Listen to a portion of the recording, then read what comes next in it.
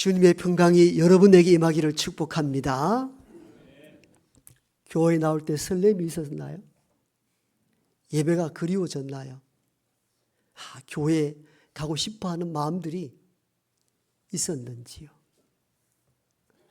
어떻든 이런 기쁨과 감사함으로 드려지는 복된 예배가 저와 여러분들에게 회복되기를 축복합니다. 사실은 오늘날 많은 이들이 교회에 나가기를 힘들어하고 어려워하는 분들이 많아진 것이 사실입니다. 혼자 조용히 예수 믿고 구원받으면 되지, 불편한 교회를 꼭 나가야 하는가? 교회가 꼭 필요한가? 이런 불편한 질문을 받기도 하고 또 오늘 이 설교 제목으로 잡아놓기도 하였습니다. 오늘날 많은 사람들이 교회를 떠나 홀로 신앙을 지키겠다는 이들이 있는데 이를 가나안 성도라 합니다. 가나안. 안나가 거꾸로 해서 가나안 성도라 말하는데 그들은 이런 생각을 가집니다. 교회가 아니고도 예수를 믿어 구원을 이룬다면 꼭 교회 가야 할 이유가 있습니까? 이런 질문들이죠. 왜 이런 질문이 나왔겠습니까? 교회 나가니까 상처받고 아파하고 무시당하고 비인격 대우를 받을 때 견디기가 어렵더라는 거죠. 그래서 예수는 좋은데 현실의 교회는 싫어. 그래서 홀로 신앙하겠다는 분들을 가나안 성도라 하고, 가나안 성도가 2012년도에는 기독교 전체의 10%가 되었는데 10년 이후인 23년도 통계에 의하니까 기독교인 가운데 30%가 가나안 성도라 합니다. 지금 거의 정확한 통계는 270만에서 300만 명을 추산하고 있습니다. 그들은 예수는 버릴 수 없어.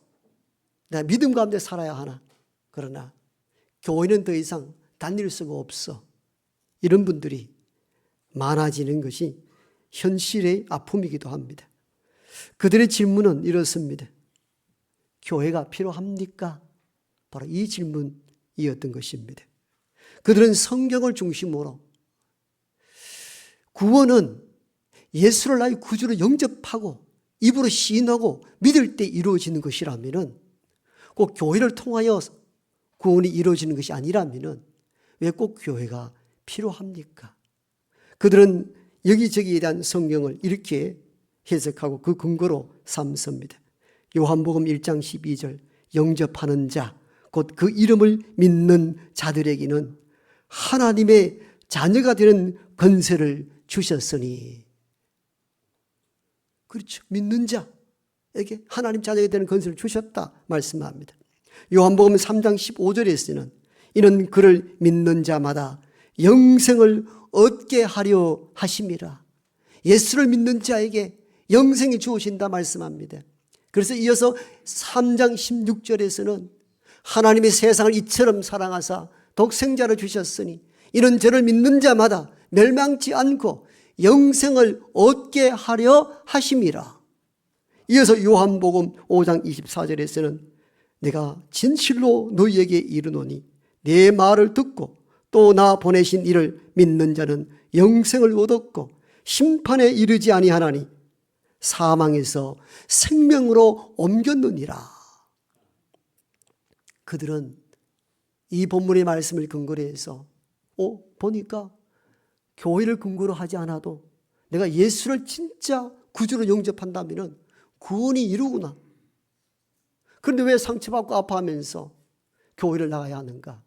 이렇게 교회 무용론을 주장하게 된 것이죠. 이러한 가나안 성도의 이런 주제적인 것들은 이미 130년 전에 일본에서 시작된 무교회주의 운동이기도 합니다. 1890년도에 세계적 신학자 우츠무라 간조는 무교회주의를 주창합니다. 그분은 1517년에 일어난 루터의 종교개혁이 완성하지 않았고 미완성이라 하면서 왜 이것이 미완성인가? 루터의 종교개혁은 시도는 좋았으나 교회의 구조와 제도는 그대로 갖고 왔기 때문에 완성되지 않은 미완의 개혁운동이었다. 이렇게 평가하기도 합니다. 그분의 사상과 신앙의 뜻은 이렇습니다. 구원은 교회 조직을 통해서도 아니요, 오직 예수 중심으로 구원이 우리에게 일어난다면 오히려 교회 제도와 교회 구조가 우리 신앙의 장애물이 될 때가 있더라는 겁니다. 장애물을 거두자는 겁니다. 한 인간이 참 예수 그리스도를 중심으로 예수의 삶을 살아가고 그분의 뜻과 믿음 가운데 산다면 구원이 우리에게 임한다는 것입니다. 이것이 우찌무라 간조의 무교회주의고, 이 무교회주의가 조선 땅에 심은 이가 우리가 알고 있는 김교신 선생이기도 합니다. 그분 중심으로 우리가 잘 아는 CR의 소리, 함석헌옹, 여러 시대를 이끌어갔던 사상가들이 여기에 속한 인물들이기도 합니다. 김교신은 일제 압박기 때에 나라 잃어버리고 서름 가운데 있었던 것은 우리가 신학문을 알지 못한 문명 때문이다 여기고 일본 유학길에 일찍 오르게 됩니다.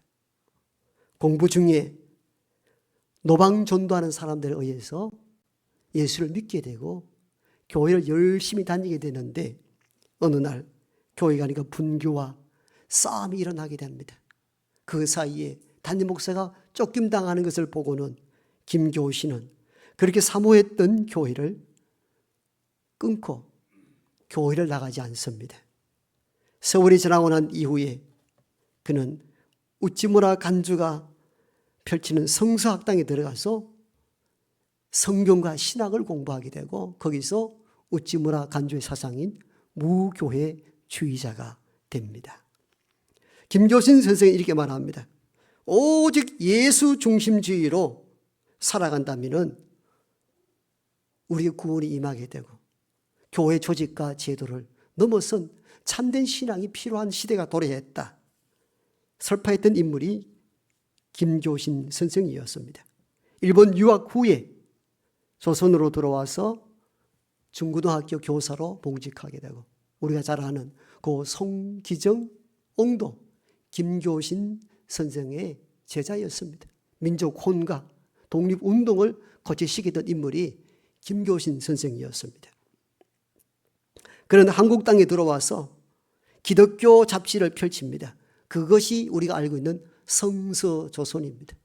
성서조선이라 책 이름을 정했던 이유는 하나님의 값진 보물인 성서를 이 조선 땅에, 조선은 성서 위에 서야 된다는 것이 성서조선의 잡지가 나왔던 배경이기도 합니다.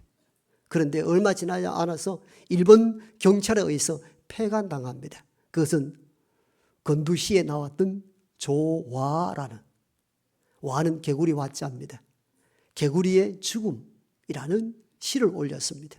그건 결국 일본의 폭력적 지배 아래 비참하게 죽어가는 조선인에 대한 내용들로 해석하여서 그를 옥에 가두게 됩니다.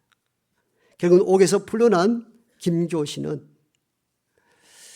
일본의 징병을 피하기 위하여 흥남 질소 비료 공장으로 노동자로 들어가게 됩니다.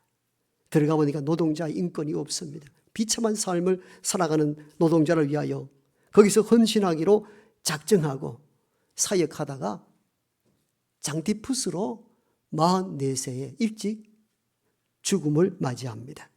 그때가 해방되기 전 꼭 4개월 전 45년 4월 25일이었습니다. 지금 이맘때가 김교신 선생이 예수를 위해 살고 예수 위에 죽었던 기독교 사상가였죠.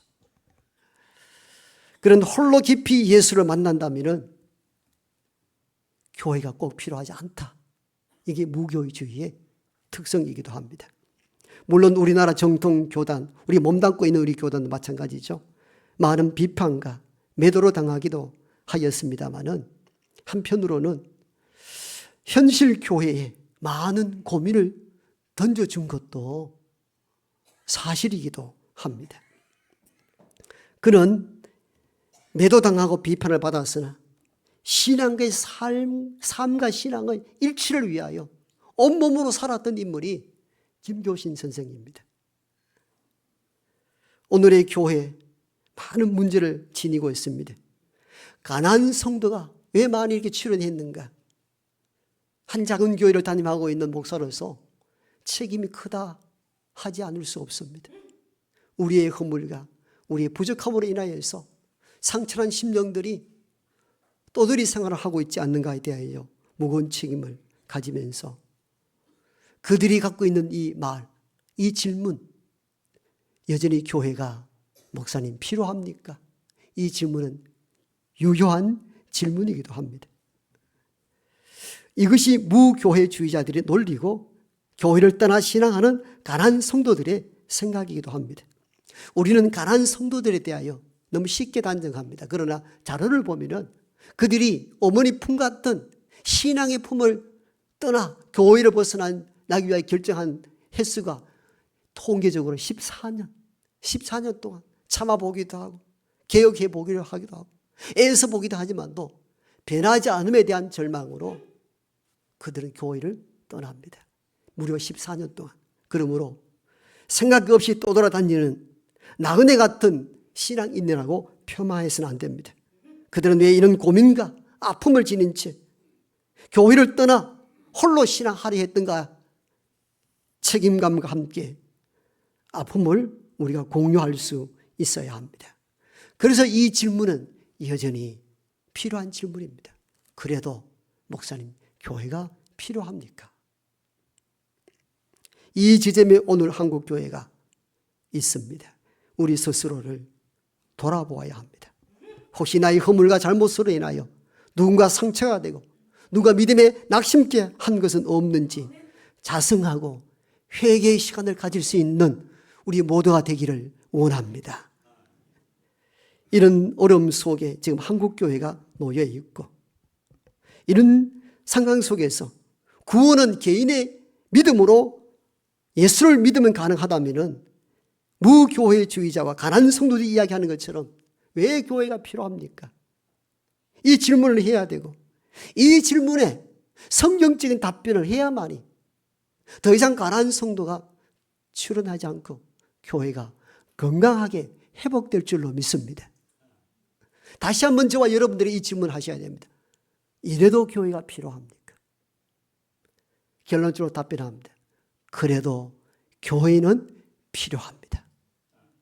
그 근거를 성경적으로 말씀드립니다. 우리는 오랫동안 무교회주의와 가난한 성도들에 의해서 교회가 어려운 위기에 놓여 있을 때 왜 교회에 이어야 하는지 설명해야 됩니다.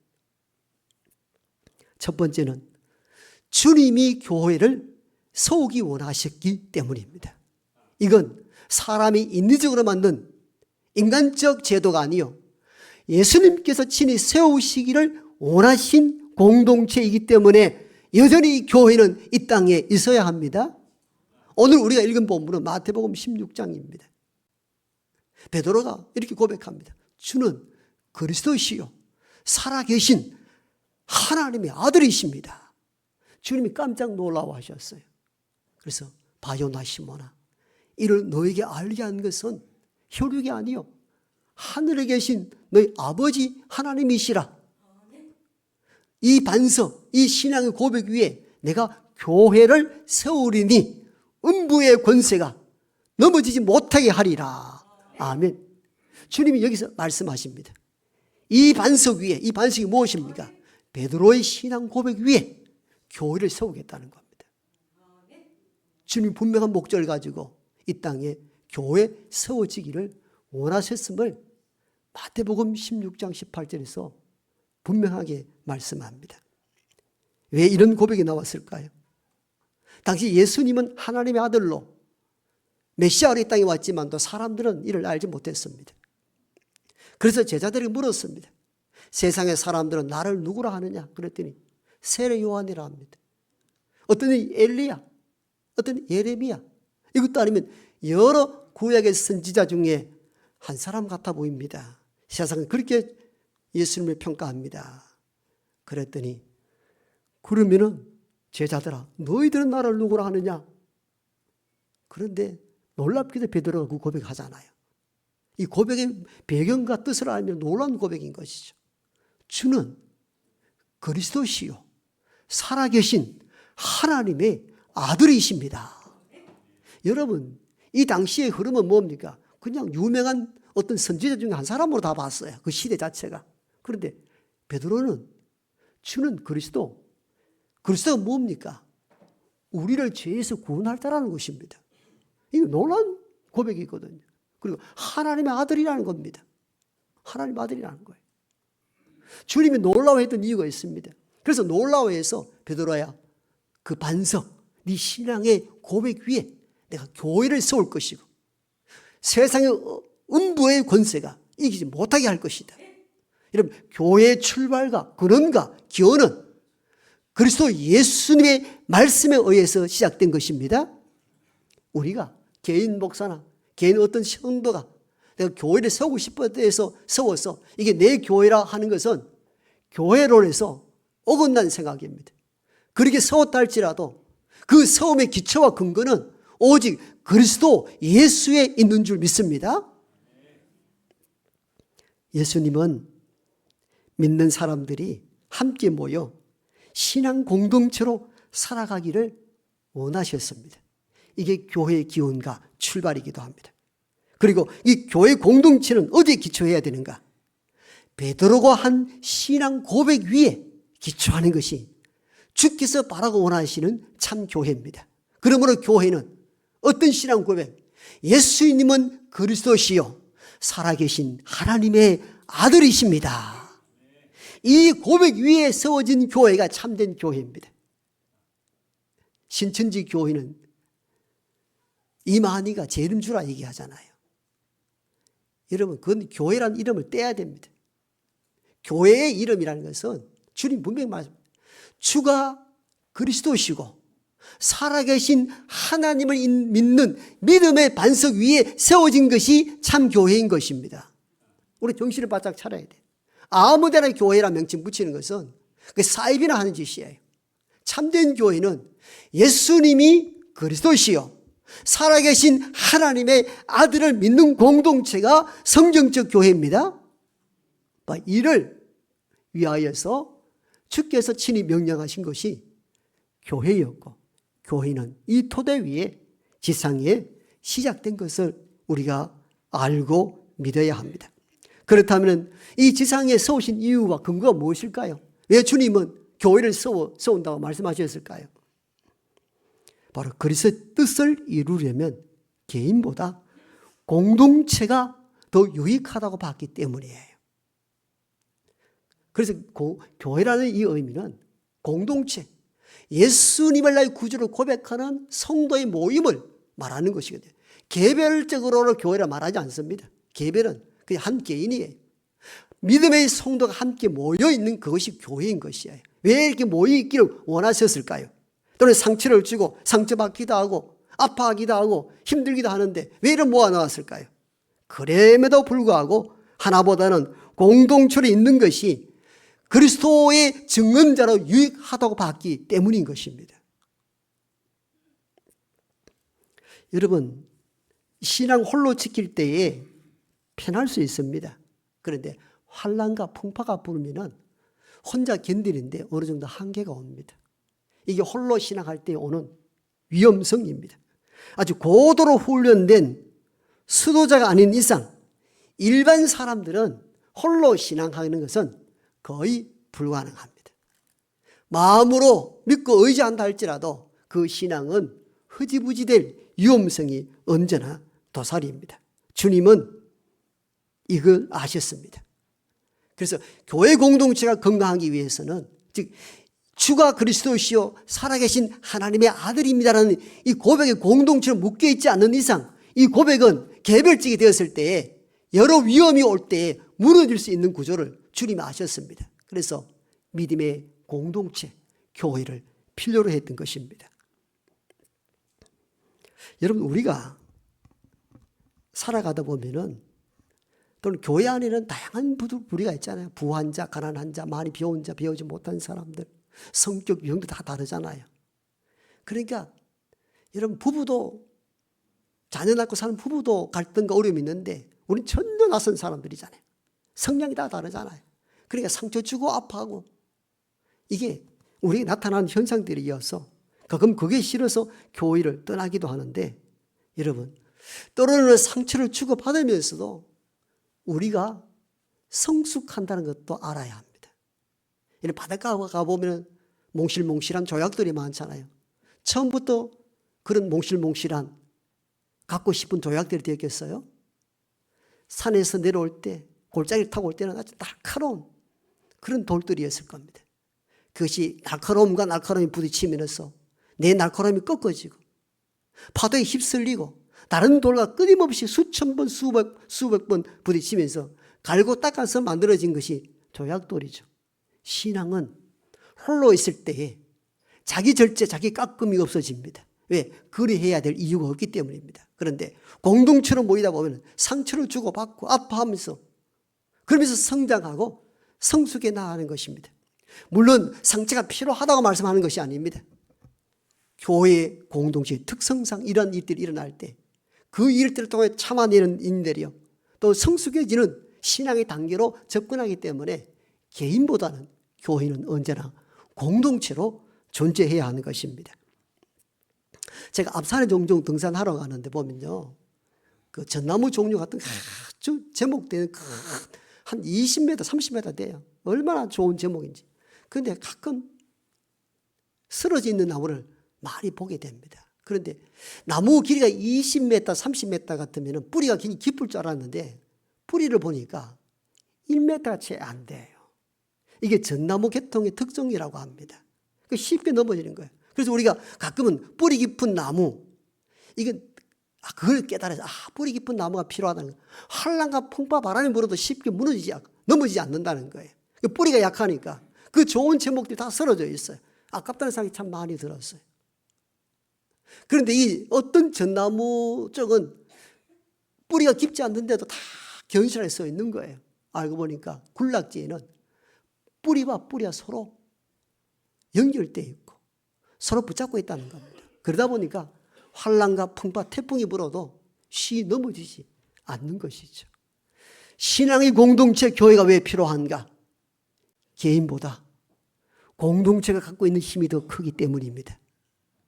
여러분 우리가 옛날에 봉사들 그런 얘기 많이 하셨잖아요. 큰 가마솥 때 아궁이 불 뗄 때 보면요. 어떻습니까? 그 불을 장작불을 다 거쳐 놓으면 쉽게 꺼져버립니다. 그런데 작은 나무라도 모아 놓으면 불길이 타고 무겁고 두꺼운 가마솥을 데우고 음식을 만들어내잖아요. 이게 공동체가 갖고 있는 위력이고 힘이 되는 것입니다. 그러므로 목사님 왜 교회가 필요합니까? 또는 상처가 더 아픈데 나 교회 떠나 홀로 신앙하겠어요? 여러분 홀로 신앙은 편할 수는 있어도 그 신앙을 유지하는 데는 어느 정도 한계가 옵니다. 그래서 주님은 공동체로 함께 모여 함께 주의 뜻을 이루기를 원하셔서 이 지상에 교회를 만드신 줄로 믿습니다. 마지막 세 번째 왜 교회가 필요한가? 구원의 양육처럼 교회를 대체할 만한 기관이 세상에 없기 때문입니다. 여러분 누가 전략적으로 예수의 복음을 전하고 누가 체계적으로 예수의 말씀을 가르치고 양육하는 기관이 이 세상에 교회 말고 있나요? 교회가 흠이 있고 부족하지만도 체계적인 복음의 진술과 가르침을 주고 믿음 가운데 성장토록 할 수 있는 세상의 기관은 교회밖에 없습니다. 그래서 교회가 소중합니다. 그래서 교회는 부족하지만도 존재해야 되는 이유가 여기에 있습니다. 여러분 우리 스스로 그 얘기하죠. 교회가 뭐 이래? 그러잖아요. 그런데 사람이 모이는 곳이기 때문에 상처와 아픔이 있을 수는 있습니다. 그러나 교회를 대신할 만한 기관이 있나요? 제가 봤을 때 없어요. 교회가 흠이 있고 부족하지만도 복음을 체계적으로 전하고 진주가 예수의 복음을 가르치고 양육하는 곳은 교회 외에 어떤 단체도 없습니다. 김교신 선생과 최태웅 목사는 초기 둘 다 무교회주의자였습니다.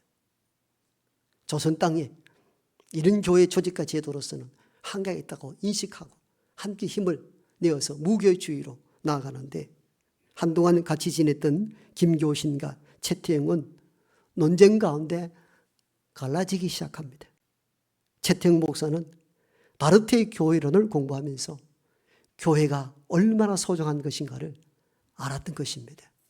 김교신은 교회 조직과 제도가 우리 신앙을 오히려 위험스럽게 만들고 오히려 퇴보하게 만든다고 끊임없이 무교회주의를 주장하였으나, 최태웅은 달리 봤습니다.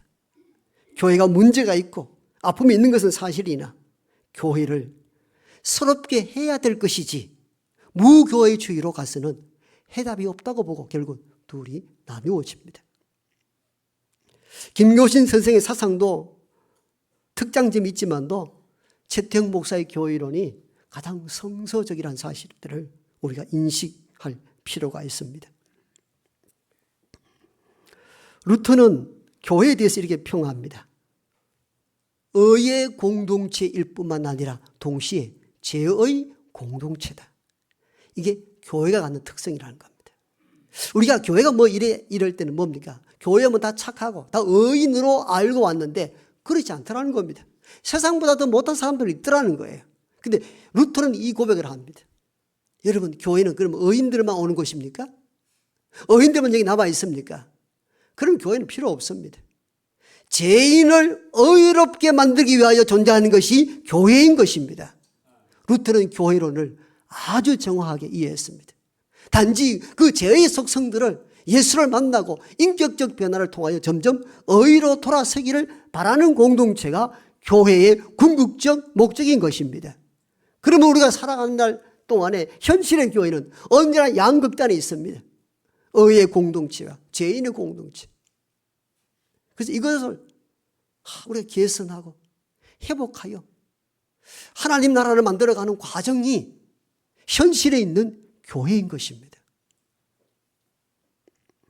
교회가 필요하냐고요? 상처 맞고 아픈데. 여러분, 우리 가운데서도 오랫동안 떠나 있다가 다시 들어오신 분들도 계시잖아요. 그죠? 나는 가난한 성도라 명칭을 정하지 않았지만도 사실은 가난한 성도였던 것이거든요. 그래서 우리는 교회 안에 있는 우리 모두는 교회를 교회답게 만들어내는 일에 헌신을 다해야 되고, 교회가 필요 없다는 분들에게 우리가 흠이 있고 부족하지만도 그래도 교회 공동체를 통하여 신앙이 성숙해지기를 원한다는 그리스도 예수의 말씀을 전해야 합니다. 그래도 필요하냐고요? 예, 그래도 필요합니다. 왜? 교회를 대신할 만한 예수의 복음을 체계적으로 전하고 가르칠 수 있는 기관은 세상에 없기 때문에 교회는 너무너무 절실하게 필요합니다. 이 교회를 잘 세워나가는 우리 모두가 되기를 축복합니다.